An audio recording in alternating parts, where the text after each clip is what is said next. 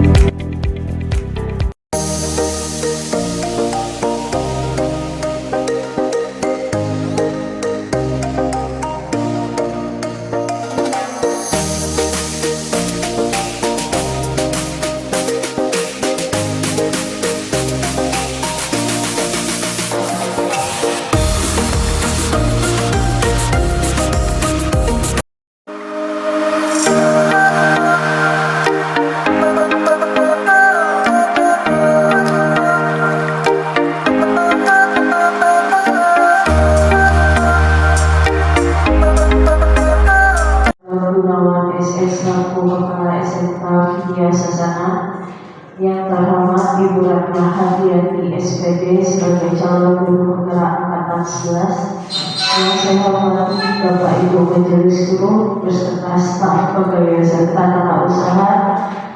Selamat pagi. Yang pertama-tama marilah kita ucapkan puji syukur kepada Tuhan Yang Maha Esa, karena berkat rahmat-Nya kita dapat berkumpul di ruangan yang kita cintai ini. Baiklah, sebelum kita memulai kegiatan kita pada pagi hari ini, marilah kita menundukkan kepala seraya berdoa kepada Tuhan Yang Maha Esa agar acara ini berjalan dengan lancar. Berdoa dimulai.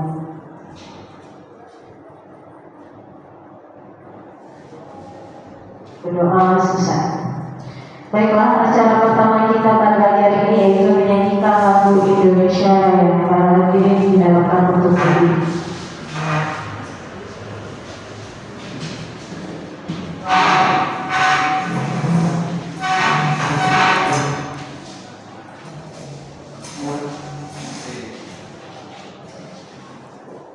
Menyanyikan lagu Indonesia yang keempat, 1, 2, 3. Indonesia tanah airku, tanah tumpah darahku, di sanalah aku berdiri, jadi pandu hidupku. Indonesia kebangsaanku, bangsa dan tanah airku, marilah kita berseru, Indonesia bersatu. Hiduplah tanahku, hiduplah negeriku, bangsaku, rakyatku semuanya. Bangunlah jiwanya, bangunlah badannya untuk Indonesia Raya. Indonesia Raya, merdeka, merdeka, tanahku, negeriku yang ku cinta. Indonesia Raya, merdeka, merdeka, hiduplah Indonesia Raya. Indonesia Raya, merdeka, merdeka, tanahku, negeriku yang ku cinta. Indonesia Raya, merdeka, merdeka, hiduplah Indonesia Raya. Hadirin dimohon untuk duduk kembali.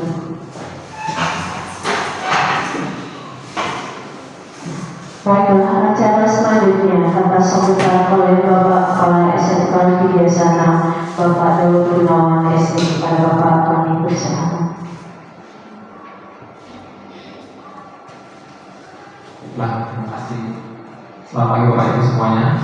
Pagi luar biasa. Terima kasih atas dari Bapak Ibu dalam kegiatan sosialisasi kegiatan Jalan Bergerak. Di sini sampaikan bahwa perihal mengenai budaya positif oleh Jalan Bergerak kita ada setelah kita bersama Ibu Ana. Saya harap Bapak Ibu bisa mengikutinya. Kemudian terima kasih atas support dan dukungannya kegiatan Bergerak. Kiranya untuk kegiatan berikutnya Bapak Ibu bisa mendaftar untuk kegiatan Jalur Bergerak, karena nanti ada pendaftaran buka sebentar lagi untuk angkatan yang ke-13 ya Bapak Ibu ya. Intinya ada hal yang baik lah dapat dari semuanya ini untuk keluarga sekolah kita, kemudian untuk perkembangan sekolah kita. Saya harap kegiatan ini akan sukses dan kembali lagi untuk keluarga sekolah kita. Ini yang bisa disampaikan. Terima kasih. Selamat pagi semuanya. Pagi luar biasa. Selanjutnya, acara selanjutnya yaitu pemaparan materi oleh calon guru penggerak Ibu Ratna Hardianti SPD. Kepada Ibu Ratna, waktu dan tempat dipersilakan.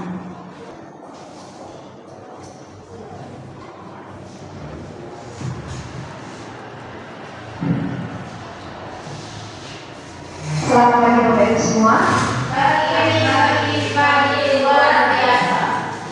Yang saya hormati Kepala Sekolah SMK Swasta Widyasana Bapak Daud Gunawan. Yang saya hormati Bapak Ibu di majelis guru dan karyawan semua yang ada di sini.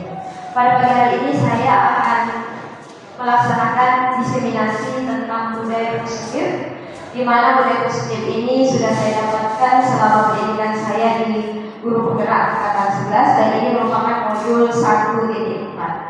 Jadi Bapak Ibu, budaya positif ini saya menyarankan agar nanti setelah ini kita semua bisa bersama-sama menggerakkan murid, menggerakkan rekan guru yang lain supaya kita berkolaborasi menciptakan supaya terwujudnya budaya positif di lingkungan sekolah kita.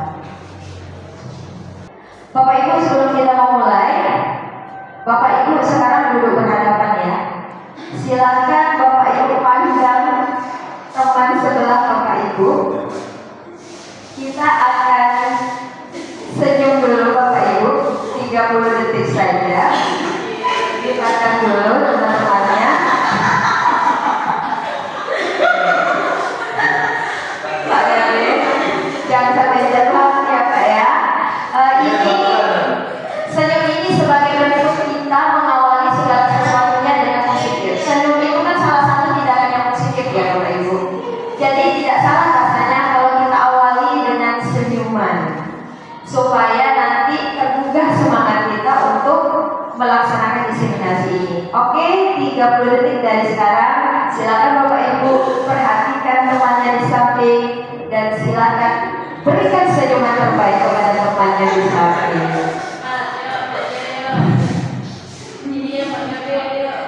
Ayo, Ibu ya. Senyumnya adalah senyum untuk menggetarkan hati rekan kita ya Bapak Ibu. Pak Gani kalau senyum kan udah senyum ini Pak Gani ya. Oke Bapak Ibu, terima kasih tepuk tangan untuk kita semua. Bapak Ibu, di dalam forum ini tentu sebaiknya kita ada kesepakatan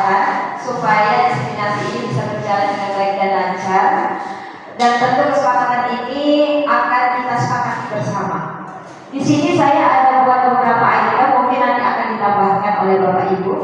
Yang pertama, menghargai siapapun. Setuju Bapak Ibu? Kita menghargai siapapun yang ada di sini. Nah, kemudian menjadi pendengar yang baik. Terkadang kita meminta siswa kita jadi pendengar yang baik. Nah, sekarang posisi kita di sini, kita bisa posisikan diri kita juga menjadi pendengar yang baik. Selanjutnya, handphone dalam mode silent selama kegiatan berlangsung. Bagaimana Bapak Ibu? Sepakat? Sepakat. Sepertinya handphone saya juga belum silent ya. Kemudian mengacungkan tangan jika ingin bertanya, karena nanti kita akan buka sesi diskusi Bapak Ibu. Bagaimana Bapak Ibu? Sepakat? Kemudian ada tambahan lagi Bapak Ibu kira-kira untuk kesepakatan yang lain bagi Bapak Ibu yang sering membuat kesepakatan setelah sebelum pembelajaran mungkin sering ya ada tambahan beberapa item. Mungkin dari berita ada tambahan Izin permisi tidak boleh lebih dari 5 menit. baik, berarti izinnya jangan terlalu lama berarti ya, agar bisa mengikuti proses disiplinasinya dengan baik ya. Kemudian ada lagi tambahan dari Ibu Nila mungkin tambahan Bu? Tidak makan yang luas. Ya. Kalau misalnya tidak makan nanti saya yang segan ya, karena saya menyediakan kue untuk Bapak Ibu di sini. Ya, kita tetap boleh makan ya Bu, sebenarnya boleh Bu ya. Oke. Ada lagi Pak Gapi mungkin? Rendah hati, ya rendah hati. Terima kasih Pak Gapi. Ada lagi tambahan Bapak Ibu? Jika tidak ada, mungkin itu kesepakatan yang harus kita sepakati di forum kita ini. Baik Bapak Ibu, selanjutnya saya akan memberikan pengetahuan saya. Di sini saya tidak bermaksud untuk menggurui, izinnya Pak Daud. Saya bermaksud tidak bermaksud untuk menggurui Bapak Ibu, tetapi saya ingin membagikan ilmu-ilmu yang sudah saya dapatkan selama saya pendidikan guru penggerak lebih kurang 2 bulan dari pertengahan bulan Juni, 2 bulan lebih. Di sini yang pertama sekali saya akan menjelaskan mengenai disiplin positif dan nilai-nilai kebajikan universal. Di sini dikatakan bahwa disiplin positif itu adalah cara menerapkan sikap disiplin yang bertujuan untuk menumbuhkan kesadaran diri atau motivasi intrinsik dari dalam diri beserta diri kita. Kemudian dan motivasi itu muncul berdasarkan nilai-nilai kebajikan, bukan akibat dari paksaan, ujian ataupun hukuman. Jadi disiplin positif ini lebih mengarah pada disiplin diri dalam melakukan suatu tindakan. Nah begini Bapak Ibu, selama ini kan kita mengenal kata disiplin itu tidak terlambat ya Bapak Ibu. Apakah Bapak Ibu setuju dengan apa yang saya katakan? Setuju. Selama ini kan kita mengenal kata disiplin itu adalah tidak terlambat, tepat waktu, konsisten, kan begitu ya. Tetapi banyak yang saya dapatkan di guru penggerak ini, disiplin itu sebenarnya adalah tumbuhnya kesadaran positif dari dalam diri siswa atau motivasi yang positif. Kalau sudah tumbuh motivasi yang positif, berarti dia akan berpikir untuk melakukan tindakan yang positif. Jadi bagaimana cara kita menumbuhkan itu? Itulah yang sulit Bapak Ibu. Kemudian disiplin positif ini lebih mengarah ke disiplin diri yang dapat kontrol diri.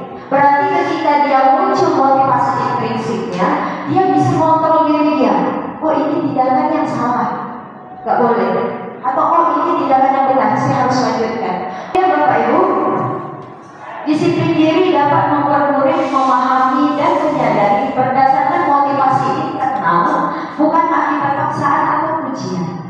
Jadi siswa itu melakukan sesuatu itu bukan karena dia harus mendapatkan hukuman, tidak. Karena ketika siswa mendapatkan hukuman, ada kemungkinan dan peluang kembali dia mengulangi lagi. Betul nggak Bapak Ibu? Setelah kita hukum, dia ulang lagi. Dan ini sering sekali terjadi di sekolah kita. Kemudian Bapak Ibu, ketika siswa muncul motivasi intrinsiknya karena mendapatkan ujian atau penghargaan, dia akan tergantung kepada penghargaan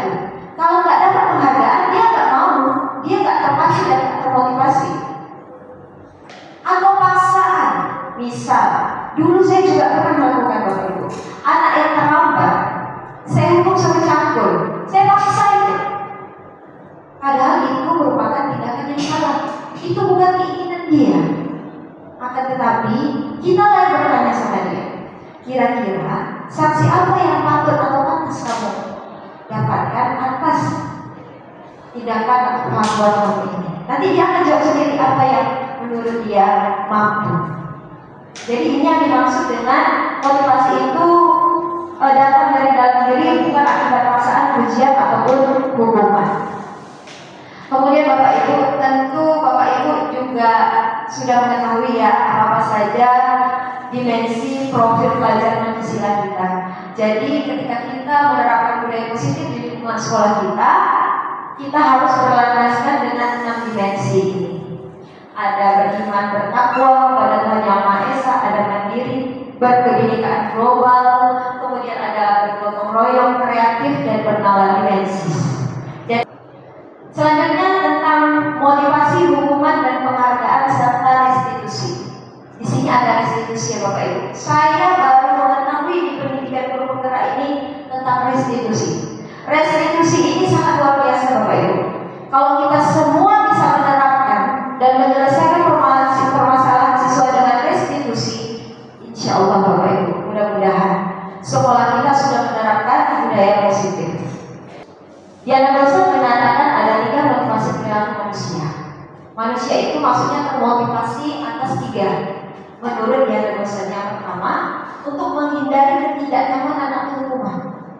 Yang kedua, untuk mendapatkan imbalan atau penghargaan.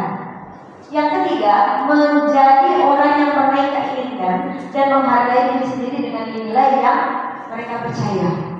Menurut Bapak Ibu, dari 3 motivasi perilaku ini, mana yang sebaiknya harus kita munculkan dalam diri siswa kita? Menurut Bapak Ibu, apakah yang pertama? Nomor 3. Kalau misalnya dia muncul motivasinya karena hanya untuk menghindari ketidaknyamanan atau hukuman, berarti dia hanya menghindar saja, tetapi tidak ada hal yang baik yang muncul dari dirinya. Kalau misalnya tadi dia hanya ingin mendapatkan imbalan atau penghargaan dari orang lain, ya kalau ada mendapatkan penghargaan atau imbalan berarti dia tidak bisa bersikap positif, tidak bisa memacu dirinya untuk menjadi lebih positif. Nah, yang ketiga inilah untuk menjadi orang yang mereka inginkan. Dia inginkan menjadi seperti apa? Jadi begini Bapak Ibu, kita ini ibarat sebuah bus yang seperti siswa kita naik setiap pagi, kemudian sorenya dijemput. Kita itu busnya, penumpangnya itu siswa-siswi kita. Jadi tujuan kita tugas kita adalah membawakan mereka sesuai dengan tujuan mereka masing-masing. Ada yang mau berhenti di Merak, ada yang mau berhenti di Teluk Air mungkin, atau di Sungai Pasir. Coba rumahnya di Merak, kita berhentikan di Sungai Pasir, apa nggak marah dia? Begitulah Bapak Ibu. Tujuan anak itu beda-beda. Saya tujuannya di Merak. Kenapa Bapak Ibu akan saya di Sungai Pasir? Marah, tidak terpacu ya, mandek. Jadi tugas kita hanya mengantarkannya sesuai dengan tujuannya masing-masing. Selanjutnya, keyakinan sekolah atau kelas. Bapak Ibu, keyakinan sekolah atau kelas ini sebenarnya adalah bentuk dari kesepakatan kelas atau sekolah. Mungkin Bapak Ibu sudah pernah ya yang membuat kesepakatan kelas ketika atau sebelum masuk pembelajaran. Seperti tadi kita buat kesepakatan izin ke WC dengan guru, kan begitu. Sebelum ke WC izin dulu dengan guru, jangan asal main keluar aja. Atau ketika kalian masuk ke kelas lain seperti apa yang pernah katakan, izin dulu atau ketok pintu dulu supaya tahu etikanya. Misalnya kalau kita menyuruh siswa, atau jangan berbicara pada saat guru menerangkan. Itu bentuk kesepakatan Bapak Ibu, tapi belum bisa dikatakan keyakinan. Jadi keyakinan kelas atau sekolah itu apa? Keyakinan kelas atau sekolah itu berupa pernyataan universal yang mudah diingat dan dipahami dan harus diterapkan di lingkungan sekolah. Ini adalah salah satu contoh keyakinan kelas yang pernah saya buat. Bapak Ibu bisa lihat, di sini saya pernah sempat keliru dalam membuat keyakinan kelas. Sebab pernah diberikan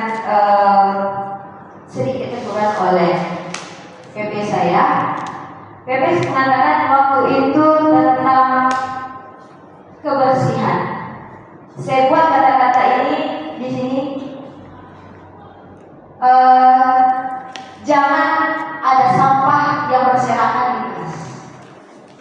Kata jangan itu tidak boleh, harus diganti dengan menjaga kebersihan ruang kelas. Kata-katanya sudah positif, menjaga. Kalau jangan, siswa itu kalau bilang jangan itu seperti ada paksaan. Jadi dia nggak mau, jangan, pasti dibuat lagi. Kalau kita ganti kata-katanya dengan menjaga kebersihan ruang kelas, yuk kita jaga kebersihan ruang kelas kita. Mungkin sedikitnya dia agak tersentuh hatinya mulai menjaga, bukan kata jangan. Kemudian tentang disiplin, hadir ke kelas tepat waktu dan mengenakan seragam dengan rapi. Ketimbang kita tulis jangan ada yang terlambat masuk ke dalam kelas, jangan lagi. Jadi seperti mereka itu diperintah dan dipaksa. Itulah perubahan dari kata-kata yang negatif itu diubah menjadi kata-kata yang positif, supaya mereka terajak untuk sama-sama meyakini bahwa ini loh keyakinan kelas kita bersama. Selanjutnya, ice breaking. Jadi Bapak Ibu nampaknya sudah tegang, apalagi Pak Gabe ya. Saya sebenarnya agak takut ya dengan Pak Gabe ini, karena tadi di awal selesai juga mau senyum ya Pak Gabe ya. Tapi tak apa Pak Gabe, di sini kita ada permainan, kita game sebentar. Bapak Ibu, di sini saya kasih salah ice breaking supaya Bapak Ibu juga tidak terlihat tegang, tidak terpaku pada ketika saya memberikan desiminasi. Bapak Ibu tahu ular? Ular, ya. Ular dengan cacing panjangnya mana Bapak Ibu? Ular. Mana panjang antara ular dan cacing Bapak Ibu? Lebih panjang yang mana antara ular dan cacing? Ular. Jadi sekarang Bapak Ibu kita fokus pada ular dan cacing. Kalau misalnya saya bilang ular, Bapak Ibu bilang panjang. Tangannya panjang, tapi posisinya pendek.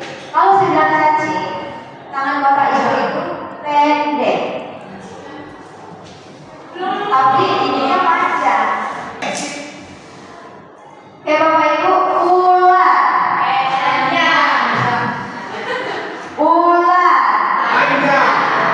cacing,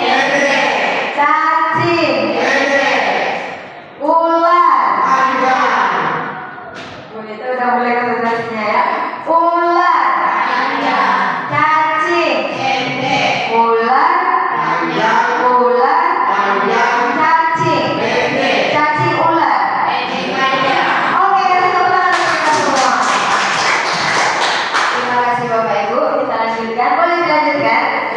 Boleh. Nanti kita selamat lagi dengan explaining ya. Kebutuhan dasar manusia dan dunia berkualitas. Ternyata Bapak Ibu kita punya kebutuhan yang selama ini kita kenal. Kebutuhan itu ada kebutuhan primer, sekunder, tersier ya. Nah, jadi kebutuhan dasar pada manusia ini merupakan unsur-unsur yang dibutuhkan oleh manusia dalam menjaga keseimbangan baik secara fisiologis maupun psikologis untuk mempertahankan kehidupan dan kesehatan mereka. Ternyata kesehatan itu merupakan salah satu sumber kebutuhan kita ya. Selanjutnya, nah, dalam choice theory menurut Dr. William Glasser mengidentifikasi ada 5 dasar kebutuhan manusia. Yang pertama tentu kebutuhan bertahan hidup. Kalau kita ke pelajaran IPS ya, itu kebutuhan primer. Ya tak Bapak Ibu, primer ya. Kemudian kebutuhan kasih sayang dan rasa diterima. Inilah banyak sekali yang diderita oleh anak-anak kita ya Bapak Ibu ya. Oh enggak, sepertinya ada teman kita yang kurang kasih sayang ini Pak Daud. Pak Yanto kurang kasih sayang ya Pak ya. Nanti Pak Daud akan memberikan kasih sayang yang full untuk Bapak ya. Oke, selanjutnya kebutuhan penguasaan atau kebutuhan pengakuan atas kemampuan.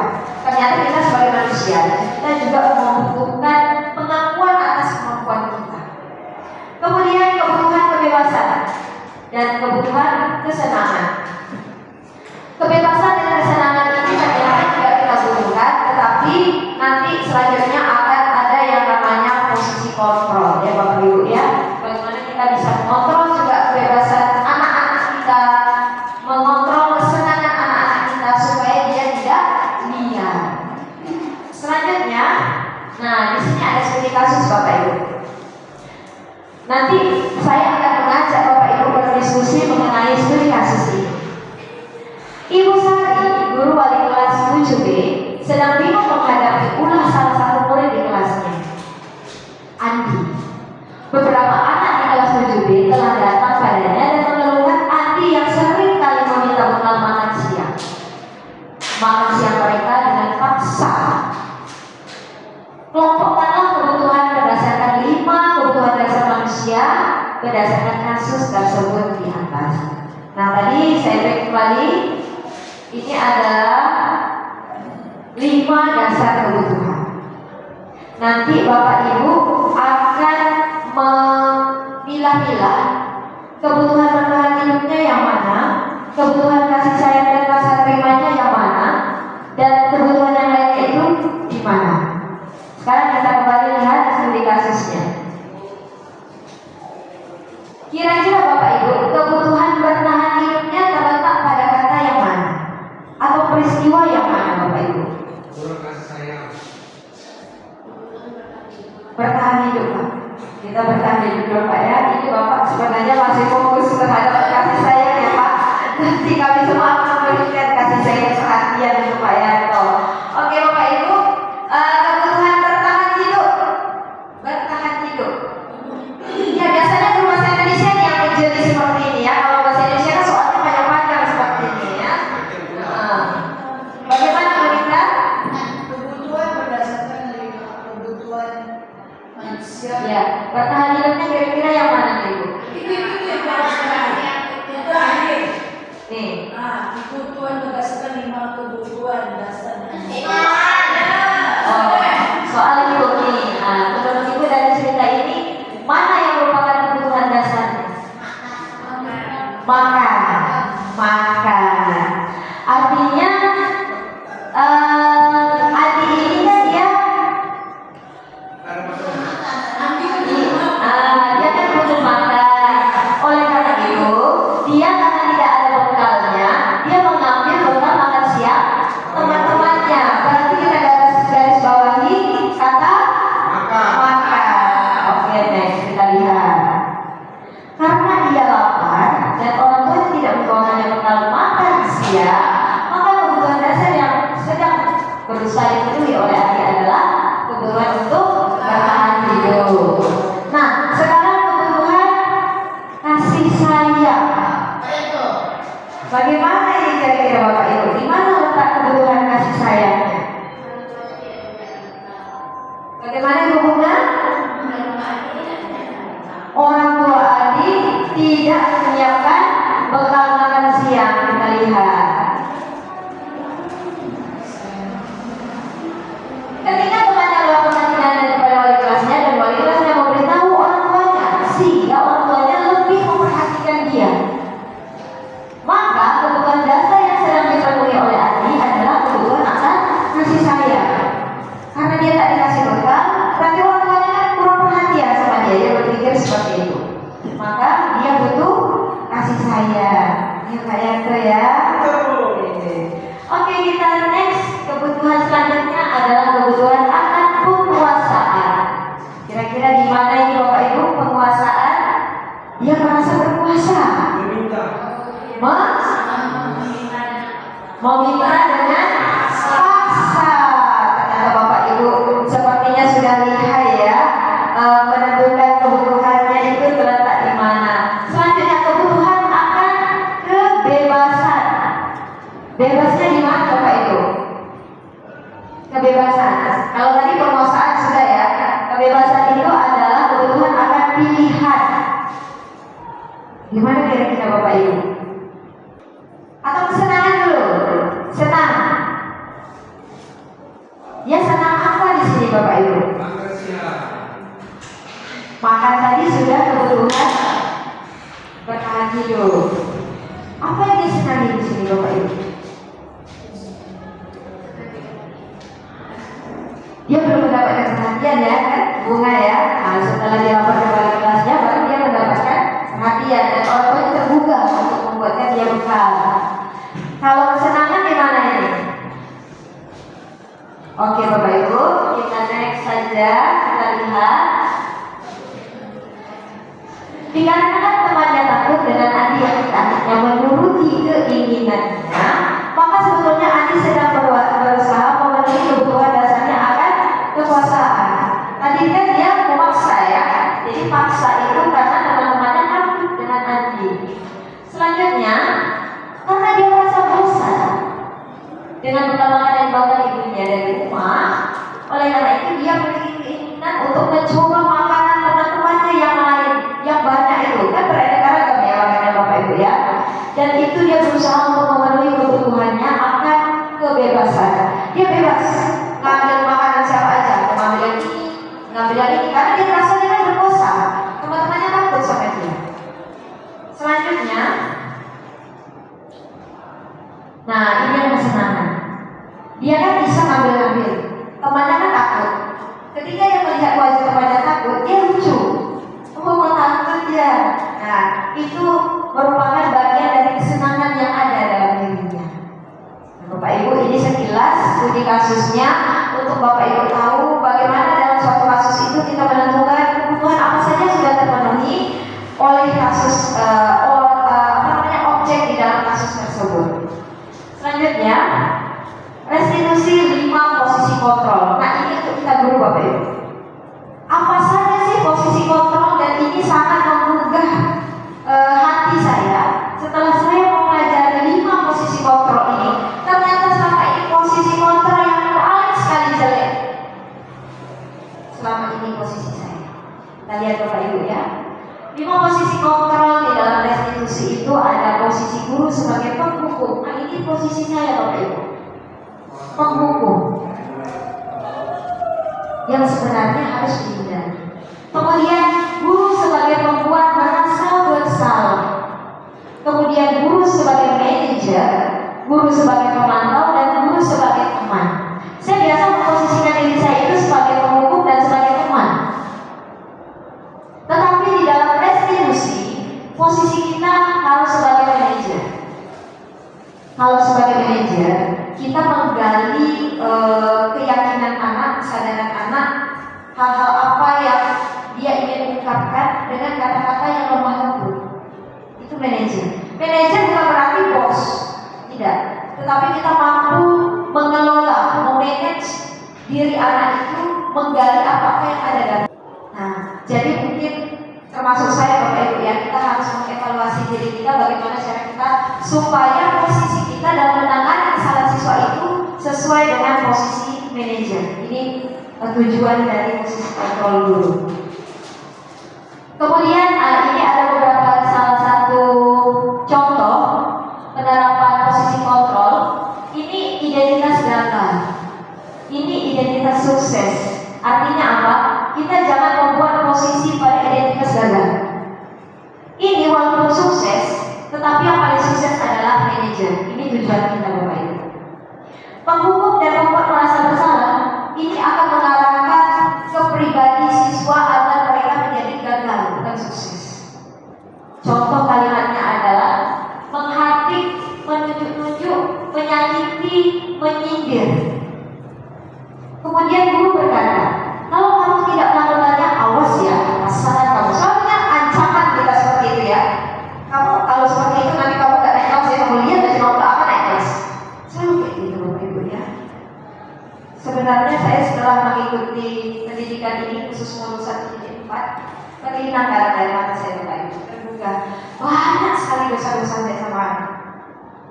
Karena apa? Saya memperlakukan anak tak sepantasnya. Mereka tuh di sini disekolahkan supaya karakternya tadi yang bentuknya tak beraturan bisa kita bentuk.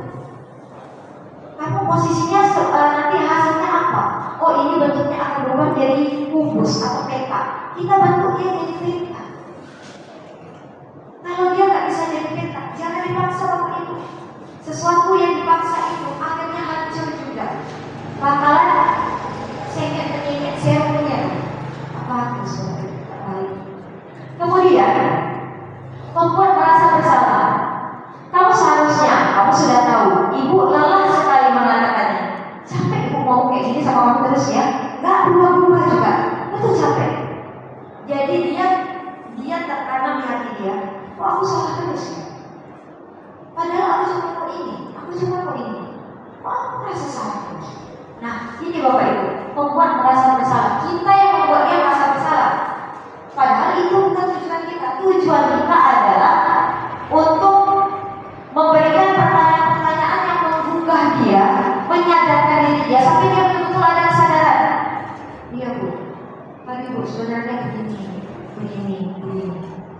Kalau misalnya nanti kan posisi kontrol ini akan kita kaitkan dengan segitiga restitusi. Nanti setelah ini ada segitiga restitusi Bapak Ibu.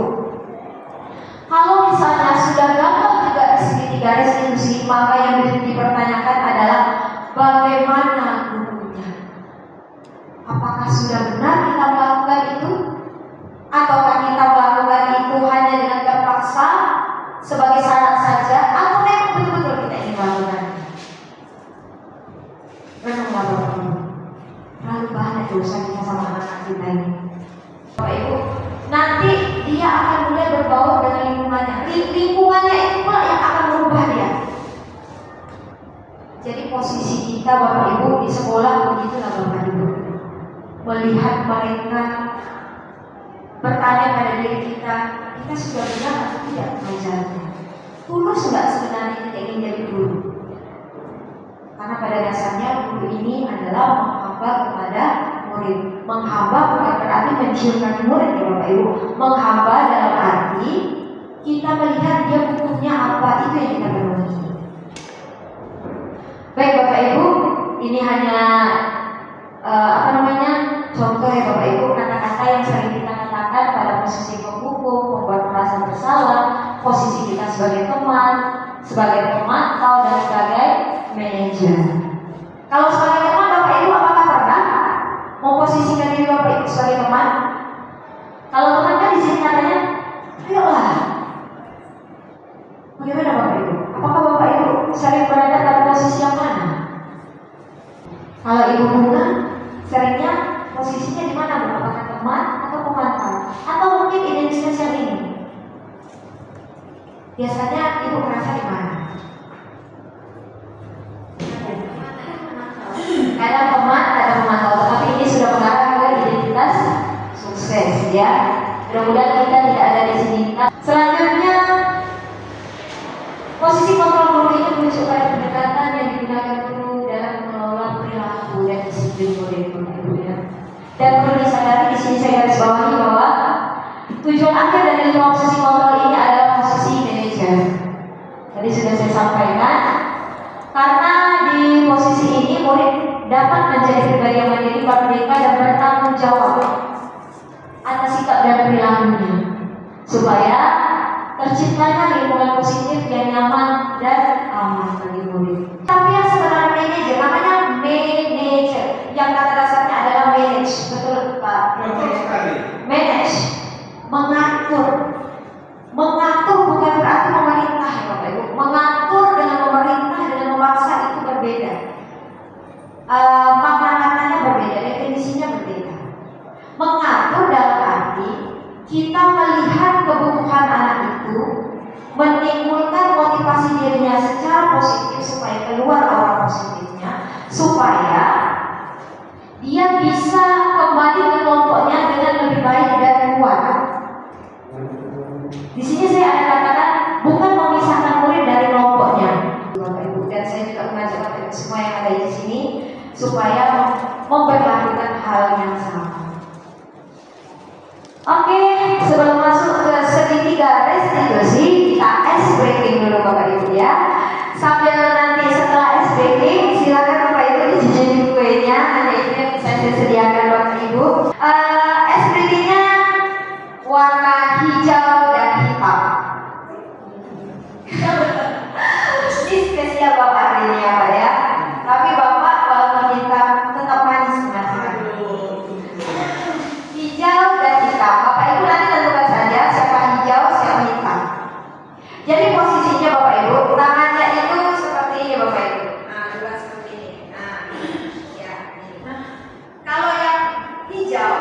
dia gini aja, yang hitam dua tangannya.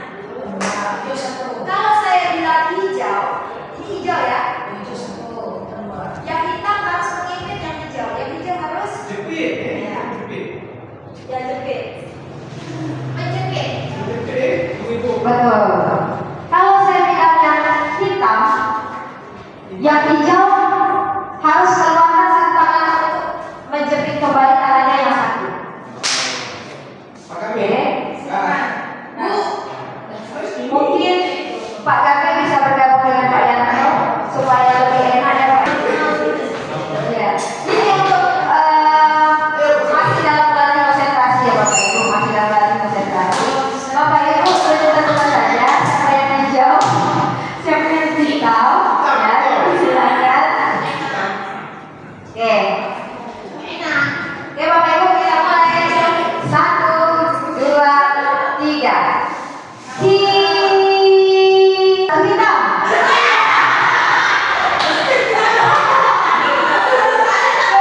Oke, kita ulang lagi. 3, 2, 1. Hitam.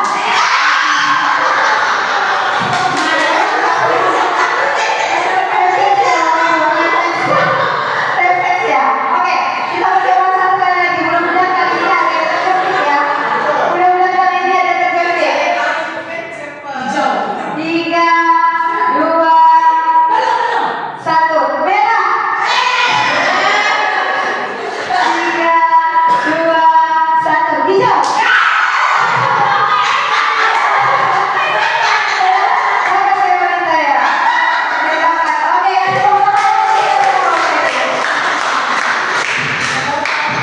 yang luar biasa ya. Tadi terlihat Ibu Lila sudah mendapatkan yang Ibu Lila ya. Ternyata umpannya mantap ini Ibu Lila. Mantap ya. Pak Yanto bagaimana tadi mendapatkan Pak umpannya? Udah disuruhnya ini. Oh mendapatkan karena beliau ini perkasa sekali. Jadi tidak bisa dia mendapatkan dia. Oke Bapak Ibu mari kita lanjutkan. Sebelum kita nanti di sesi terakhir kita akan masuk sesi diskusi ya Bapak Ibu ya. Saya di sini hanya memberikan sama-sama memberikan informasi. Nanti kita akan mengolah dan bertukar pikiran Bapak Ibu. Sampai di mana pemahaman Bapak Ibu? Apa yang ingin Bapak Ibu tanyakan? Sebisa mungkin apa yang saya pahami saya akan bantu menjawab Bapak Ibu. Selanjutnya segitiga restitusi. Nah, ini tahap dalam segitiga restitusi dalam kita menangani kesalahan siswa. Yang pertama menstabilkan identitas, yang kedua validasi tindakan yang salah, dan yang ketiga menanyakan keyakinan. Menstabilkan identitas ini merupakan apa di mana guru berupaya menenangkan suasana supaya dapat solusi yang ingin kita gali dari siswa itu Bapak Ibu. Pada proses menstabilkan identitas bahwa kesalahan yang terjadi merupakan proses dari bagian pembelajaran yang akan menggeser identitas gagal yang tadi Bapak Ibu ya. Identitas gagal ke identitas sukses.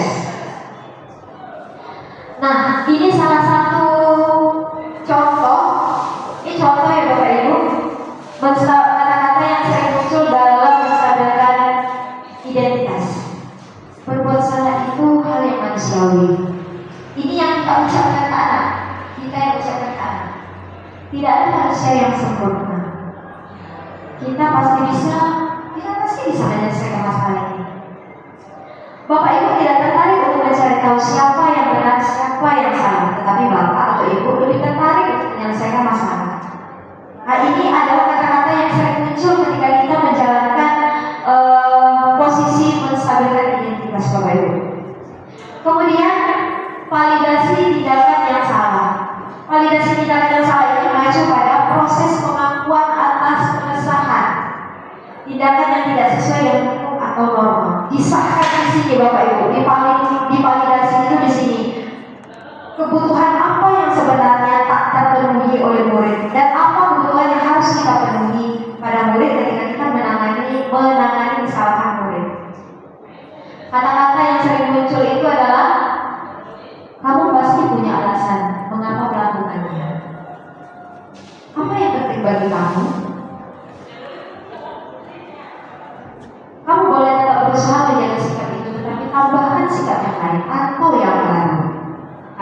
kata-kata yang sering muncul. Dan segitiga restitusi ini pernah saya praktekkan di kelas 10.2. Saya melakukan di kelas 10.2 dengan Kevin Bruner yang kedapatan sering tidur di pelajaran saya.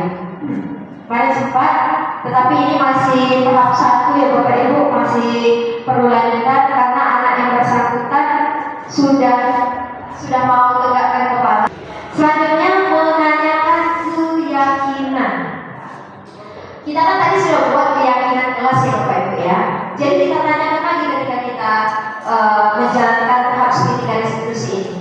Kira-kira keyakinan mana, kesepakatan mana yang sudah kita bentuk pada kejadian kamu ini, perilaku kamu ini? Biasanya seperti itu Bapak Ibu. Jadi murid itu terdorong untuk munculnya motivasi intrinsik, motivasi internal dari dalam dirinya, supaya dia bisa mengaitkan keyakinannya dengan tindakannya yang sama. Contohnya ini Bapak Ibu,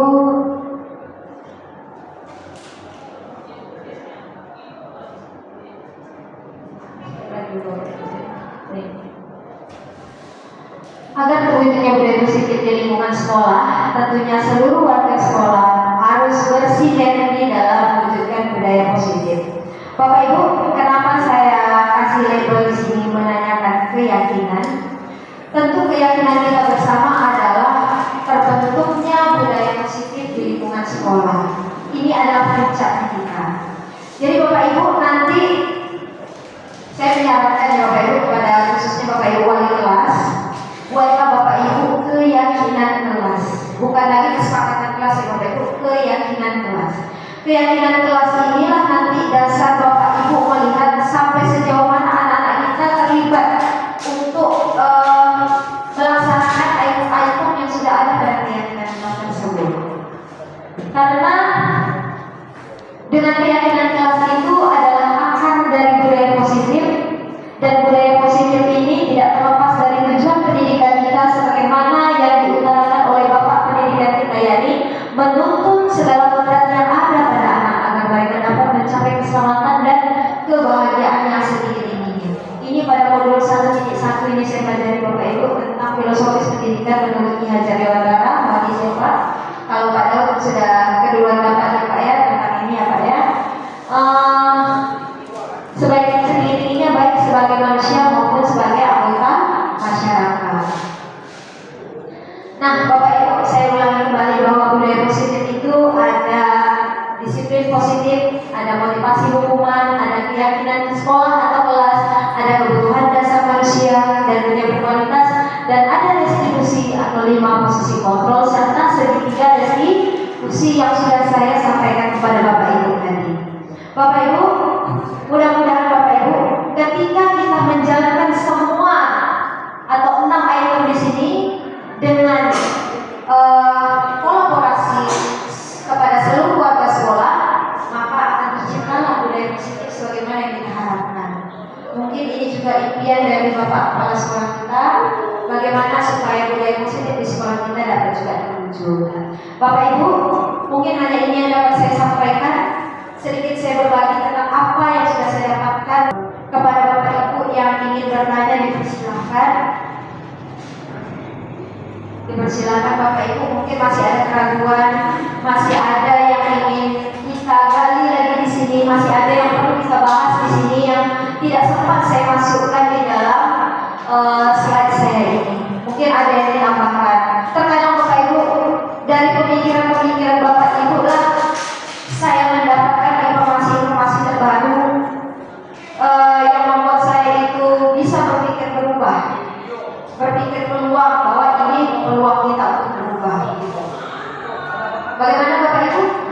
Mungkin Ibu Rina mau bertanya? Silakan Bu, tanya lagi Bu. Mungkin silakan banyak ini banyak ide-ide cemerlang ya. Atau Pak Yanto? Kalau bertanya tentang kasus yang lain boleh. Dipersilakan. Nanti kita bahas di sini Pak ya. Ini pribadi saya ini. Iya Pak. Tentang anak murid kita Yongse. Yongse. Ya. Jadi saya sudah sama kawan-kawan beberapa kawan-kawan ini. Saya sudah bercerita dengan beberapa kawan-kawan bahwa anak yang seperti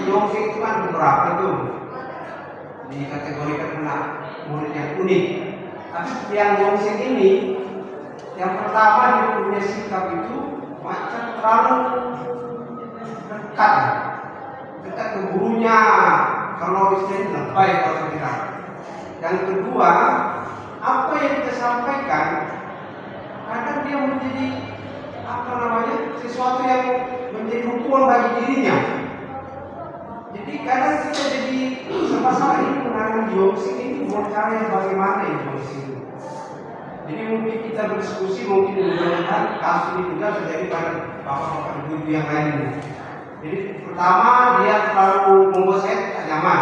Satu, karena macam terlalu datang begini lah. Satu, yang kedua nanti kalau kita kasih arahan kita tak terima. Ngamuk seperti itu. Jadi mungkin kasus ini kita coba bagaimana tentang guru penggerak ini supaya kita bisa menyelesaikan bagaimana yang di sini. Itu aja sebetulnya. Terima kasih. Terima kasih Pak Yanto. Tidak kita tanya dengan diri kita. Kita tanya begini. Dia seperti itu sebab siapa? Sebab orang tuanya kah? Sebab lingkungannya kah pada saat ini? Atau sebab dia kah? Pernah nggak Bapak Ibu kita bertanya? Kita kan nggak pernah tahu dia seperti itu apa yang membentuk dia, kita nggak pernah tahu. Pernah nggak kita tanya juga dengan diri kita, mengapa kita yang kenapa kita saja yang tidak peka? Kita peka ya dengan anak. Kita lihat dia itu bentuknya apa. Kalau saya melihat Yosef ini, dia tidak bisa lari dengan smartphone, handphone. Itu kebutuhan dia.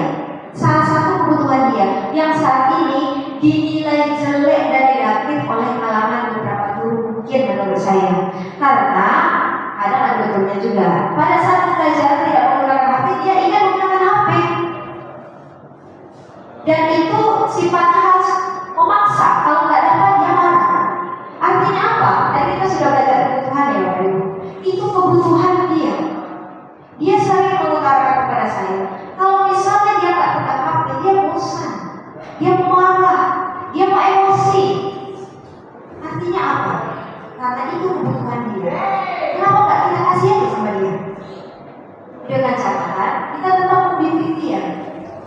Pertanyaannya, kita mau nggak Bapak Ibu? Kita mau nggak dampingi dia? Kita mau nggak bergerak lebih untuk dia sendiri? Mau nggak? Nah itu jadi pertanyaannya. Kalau misalnya di diri kita tidak mau atau tidak bersedia, maka kita akan terus terpacu untuk memunculkan emosi-emosi negatif kepada diri. Dan itulah yang akan membuat dia tidak akan pernah berubah.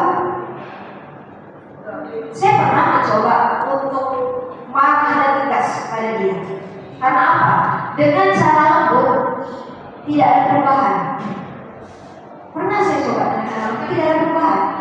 Saya coba cara Yosef, tidak boleh ya. Dia seperti takut melihat saya seperti itu. Dia seperti takut. Tetapi penekanan kasar kita itu bukan marah yang betul-betul marah ya, bukan marah yang kita sampai melukai dia, tidak. Kita tunjukkan bahwa kita serius. Dia kan selama ini nggak pernah merasa serius dengan kita. Apalagi yang seperti Pak Yanto bilang tadi ya, dia menganggap seperti teman, dia merangkul kita, dan itu adalah kebutuhan kesenangan. Itu yang disenangi dia. Tetapi itu justru yang jelek ketika siswa-siswa atau teman-teman yang lain melihat dia. Nah, tugas kita apa? Tugas kita membisikkan ke dia, memandu dia, membimbing dia, menuntun dia. Yosef, Bapak guru, tidak boleh seperti ini nak ya. Kamu harus duduk di tempat kamu. Ketika kita mau mengambil seperti ini, nanti dia akan berpikir seperti ini. Dia berpikir, tapi cara berpikirnya seperti celengean. Kayak dia seperti mau ngejek kita. Tapi Bapak Ibu percayalah, itu cara dia berpikir. Bentuknya gini. Kemudian tiba dia langsung balik ke tempat. Artinya apa? Ketika dia balik ke tempat, dia mendengarkan instruksi dari kita. Jangan ditambah yang lain, dia sudah dengarkan. Jadi Bapak Ibu, itu yang harus sering-sering sekali Kalau dia pegang handphone saya biarkan. Tetapi saya lihat, saya soal nomor 1 sudah. Kalau teman-temannya yang lain saya kasihkan 3 soal, dia 1 soal selesai, saya dah syukur alhamdulillah. Karena apa? Kebutuhan dia, kemampuan dia dengan teman-temannya yang lain itu berbeda. Itulah penerapan pembelajaran berdiferensiasi.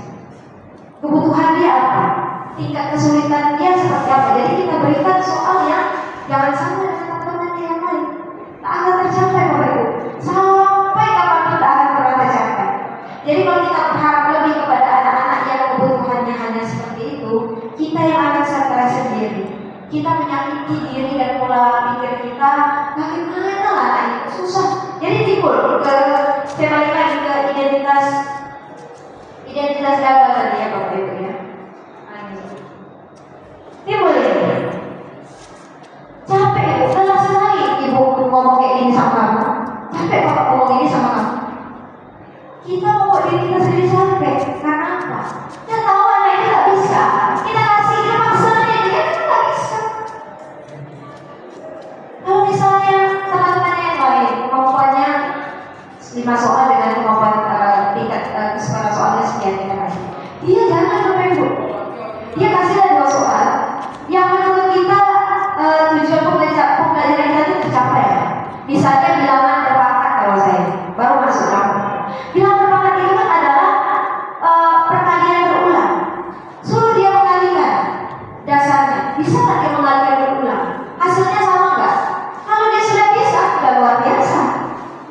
Itu yang mengikuti yang lain. Mungkin itu masukan dari saya Pak Yanto terhadap apa yang sudah saya pelajari. Mungkin ada tambahan dari Bapak Ibu yang lain, ada ide-ide atau dari Ibu guru BK kita yang sering meng-counseling. Tidak ada tambahan? Ibu Rila mungkin? Iya, silakan. Selamat pagi Bapak Ibu sekalian. Perkara yang sekali, karena dari awal kita sudah tahu di siswa ini siswa yang spesial, yang berbeda, bukan secara fisiknya, tetapi mentalnya. Maka kita sebagai guru ya juga sudah harus tahu kalau anak seperti itu ada kebutuhan yang berbeda, cara yang berbeda, tentunya tidak bisa kita samakan dengan teman-teman yang lain. Mungkin yang jadi permasalahan ketika dia main HP terus selalu. Siswa kelas 1 di pelajaran saya tidak pernah menggunakan HP karena ada bercetak untuk sampai saat ini. Itu ada anak kita di dalam sekarang. Kalau di kursi pelajaran saya tidak pernah menggunakan HP. Tapi anak-anak sudah pegang HP sebelumnya, mungkin di pelajaran sebelumnya. Nah, ketika dia sudah pegang HP, dia tak mau lepas lagi dengan HP itu sampai HP itu mati. Nah, lalu bagaimana cara kita kumpulkan semua handphone, kembalikan ke wali kelasnya termasuk dosen. Dia sendiri kok. Saya ke bawah yang ke yayasan.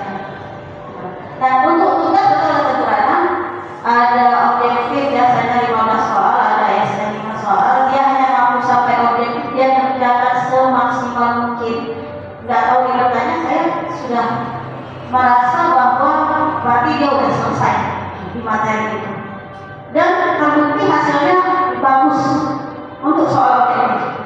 Karena kan kemampuannya sampai di situ, kapasitas otaknya berpikir untuk menyelesaikan soal-soal sampai di situ. Dan hingga saat ini saya belum pernah memberikan hukuman apapun untuk Yongsen selama dia masih ikut dalam kegiatan dan mengerjakan sebatas kemampuan dia. Dan tidak pernah saya samakan dengan siswa manapun di kelas 11. Nah, saya kira itu yang Bapak Ibu harus merelakan ego kita sebagai seorang guru ketika ada anak lain bilang, Bu, Yongsen kan tapi terus kita jangan sampai terpancing itu. Cara didik kita, ya itu tadi, saya punya cara didik semuanya betul kan? Dan dia karena dia lama masih gerak-gerak, kita dekat. Akhirnya mata kasih kawannya udah kumpul. Dia bisa. Kita jangan sampai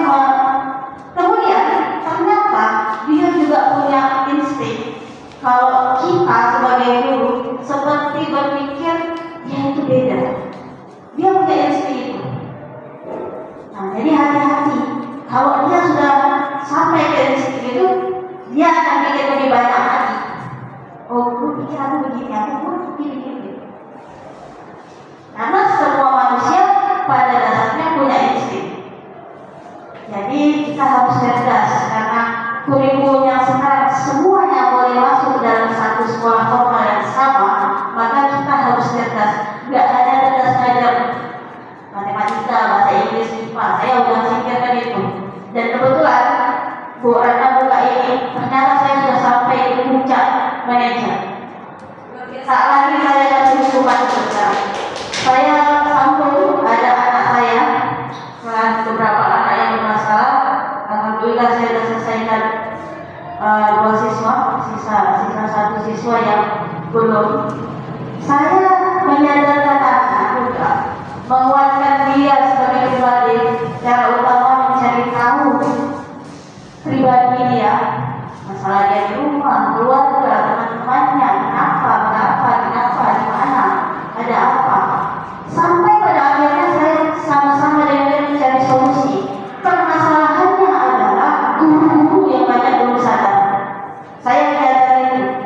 Ini saya sudah 12 tahun di sini, selama lebih kurang 8 tahun saya ternyata tak sadar. Saya berada di bagian penghukum dan membuat kesalahan anak. Di tahun 2020 saya belajar menjadi teman anak dan mulai untuk memantau. Hingga sekarang bukan berarti saya menjadi lemah, ya. Kalau Bapak Ibu bilang Bu Lila sekarang lemah, tidak ada kasih hukum. Anak-anak yang anak kemarin juga begitu. Bu Lila sekarang lemah, ada kasih hukum. Karena tanpa melihat ini ternyata saya menyadar diri saya bahwa pendidikan itu ternyata tidak bisa lagi harus hukum verbal otak. Otak sudah verbal dan tidak bisa lagi. Nah, anak saya yang hari ini tidak masuk, belum dapat saya cari solusinya. Walaupun saya sudah melakukan cara yang sama dengan 2 anak yang lainnya, ternyata mungkin nanti saya akan coba cross check lagi. Mungkin dia punya perasaan bahwa saya nanti tak cukup dengan dukungan 1 baru. Nah, saya maunya Bapak Ibu guru yang lain juga harus bangun dan sadar bahwa kita ini bukan sebagai penentu kesuksesan anak, tapi kita mengarahkan jalannya aja. Suksesnya dia nanti di luar bagaimana tergantung serpatnya dia dengan lingkungan. Nah, kalau kita bergerak di hukum, biar tahu kalau dia nggak begitu kerja, dia tidak naik kelas. Nah, bahasa yang seperti itu, saya rasa dari kompetensi kita pedagogik sebagai seorang guru sudah rusak.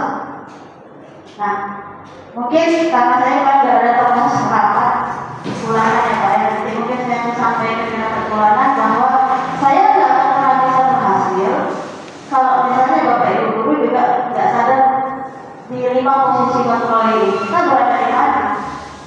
Saya terus terang, saya hanya sampai untuk menguatkan anak ini secara pribadi. Itu saya kuatkan dia. Saya sadar, oh ternyata kehidupan kamu berbeda. Saya sandingkan dengan kehidupan saya yang bertemu dengan orang tua saya sampai saya kuliah yang berbeda pastinya. Dengan kehidupan keuangan segala macam dia, ya pastinya berbeda. Walaupun anak ini normal, tidak seperti anak yang bagus tadi. Artinya balik lagi gurunya yang harus banyak belajar tentang kepribadian ini. Itu aja. Terima kasih Pak. Kasih aplaus untuk Bu Lila.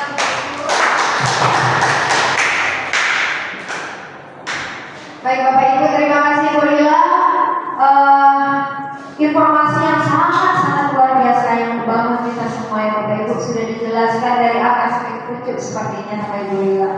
Sepertinya Ibu Lila sudah, seperti yang dikatakan oleh beliau sudah sampai di posisi manajer.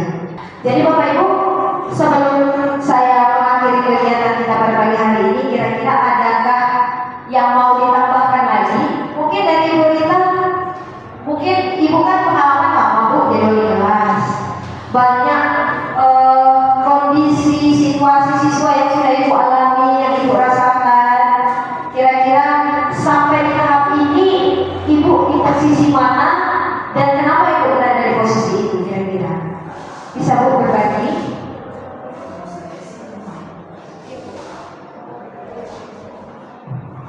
Selamat siang Bapak Ibu. Kalau saya sih sebagai remaja, menurut saya karena itu kayaknya sih siswa tuh rata-rata kan pada dekat sama saya tuh. Mungkin dia kalau ada masalah, mungkin dia lebih ibu tuh bisa dipercaya dan gimana. Jadi kalau ada masalah apa, mereka itu kayak cerita ke saya.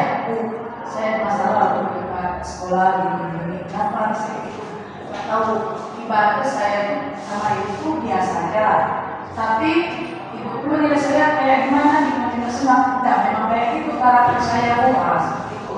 Dan kalau ada masalah kayak tugas apa, saya sudah buat tugas Bu, tapi ibu itu belum. Jadi saya masukkan kalau memang sudah ambil tugas Bu, kasih tahu ibu baik. Di sini saya cuma sekali teman. Berarti belum sampai ke sini ya, Bu ya? Nanti kita belajar ya, kemudian kita sampai ke sini. Sampai jadi penasaran. Tadi kan Ibu bilang disiplin positif dan nilai kebajikan universal. Nah, kalau di tempat Ibu kayak Ibu ini nilai-nilai apa aja Bu yang diterapkan? Kalau di bahasa Indonesia kan ada 5 tuh. Apakah sama nilai-nilai itu? Boleh dibagikan bahasa Indonesia apa Pak? Kalau bahasa Indonesia kan ada nilai moral, ada nilai sosial, nilai keagamaan, nilai estetis itu atau nilai estetika gitu. Nah, Ya Bu, tambah lagi. Oke. terima kasih. Luar biasa berikan siapa dulu dong dari Bapak Ibu. Bahasa Indonesia ya. Ini ejaan kata-kata. Nilai kebajikan dan universal ini yang kami pelajari di guru penggerak memang tidak saya tampilkan di sini, mohon maaf. Dia sama Bu, yang Ibu sebutkan sama. Yang pertama sekali adalah profil pelajar Pancasila. Nah, yang pertama sekali profil pelajar Pancasila ini kan dimensinya, ada lagi elemennya ya Bu Ibu ya. Elemennya kan banyak tuh uraian kalimatnya. Kemudian dari elemen itu dipecahkan nilai, ada nilai kesehatan, nilai keamanan. Itu kan termasuk juga dalam yang Ibu bilang tadi itu semua. Jadi sebenarnya Ibu umum, kalau kami lebih detail Bu, banyak nilainya. Ada nilai tentang kebersihan. Dari nilai-nilai kebajikan itu semua kita rangkum untuk membentuk sebuah keyakinan kelas. Bapak Ibu, saya mau mengatakan bahwa menyampaikan keyakinan kelas ini sangat positif Bapak Ibu. Walaupun Bapak Ibu tidak mau membuatnya dengan poster atau kertas plano, Bapak Ibu print saja tempelkan di dinding atau papan pengumuman kelas. Bapak Ibu buatlah berdasarkan kesepakatan Bapak Ibu dengan murid. Nanti digali kalimat-kalimat itu, diubah kalimat negatifnya, diubah menjadi kalimat yang positif supaya semua di kelas kita sudah ada keyakinan kelas. Nah, keyakinan itu adalah betul-betul hal yang diinginkan diyakini oleh peserta didik supaya dia mau terbawa mengerjakan atau melakukan tindakan yang positif. Mungkin itu dari saya Bapak Ibu. Ada lagi tambahan Bapak Ibu? Pak Yanto tadi sudah terjawab Pak? Tinggal realisasinya saja lagi ya Pak Yanto ya. Ya. Mudah-mudahan kita tergugah hati kita semua untuk berubah Bapak Ibu, berubah ke arah menggeser diri kita ke arah yang positif. Betul kata Pak Kabir tadi, rendah hati, ya rendah hati. Karena dengan rendah hati, segala sesuatu yang kita lakukan kita tidak akan pernah merasa beban. Ya Bapak Ibu, Pak Kabir ada yang mau ditambahkan? Nah, ya sepertinya mau menambahkan ya. Dokumentasi penting. Nah, menurut saya guru itu sebagai teman ya. Teman saya posisi teman. Karena menurut saya guru masih punya keterbatasan. Walaupun guru kan otomatis disiplin ilmu yang kita kuasai kan sudah otomatis kita semua. Jadi rendah hati sama siswa untuk berkolaborasi, bertukar informasi, kita laksanakan. Bisa saja dari tahu siswa tidak didahului, itu bisa saja terjadi. Makanya ada guru dan siswa itu teman, tapi dengan catatan siswa harus punya kekerasan juga gitu. Nah, itu loh.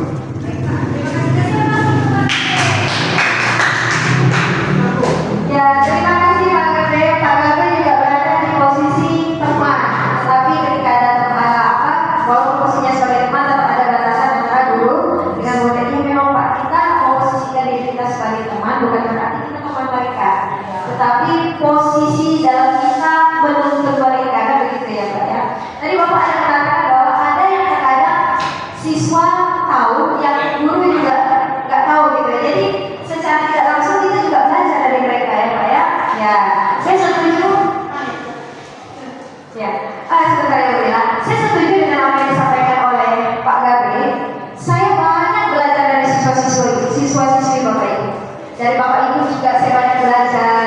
Ibu mungkin di sela-sela kesibukan kita, di sela-sela kita belajar, ayo Bapak Ibu kita tingkatkan kompetensi diri kita, mulai kita ayo sama anak gitu.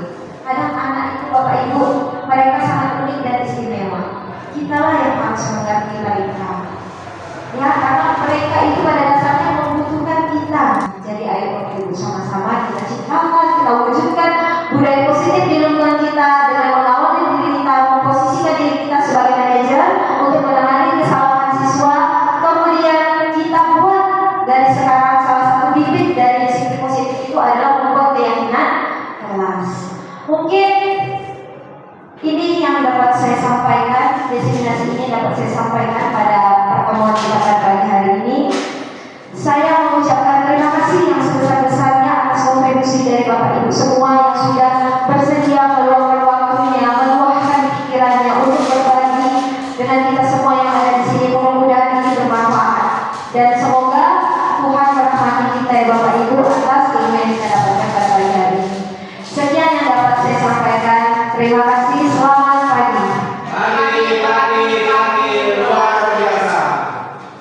Sekali lagi berikan aplaus untuk Bu Rana atas pemaparan materinya. Terima kasih Bu Rana atas ilmu yang sudah dibagikan kepada kami. Ini sebagai bahan evaluasi bagi kami juga, bahwa kami di bagian posisi mana, entah penghukumkah, entah manajer, atau teman, atau perubahan rasa bersalah. Mungkin acara kita pada pagi hari ini hanya sampai di sini. Saya dari MC, saya mohon maaf jika banyak kesalahan dari kata-kata saya. Saya akhiri dengan selamat pagi.